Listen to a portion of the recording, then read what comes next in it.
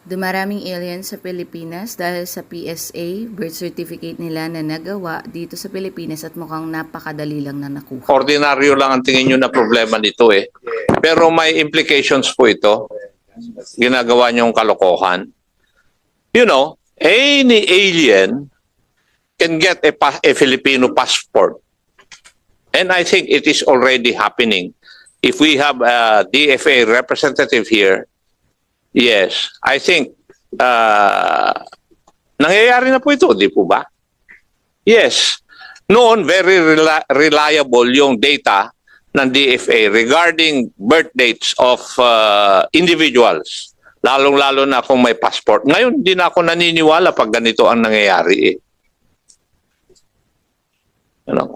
You could just imagine yung value ng passports natin bababa insofar as the eyes of other countries are concerned.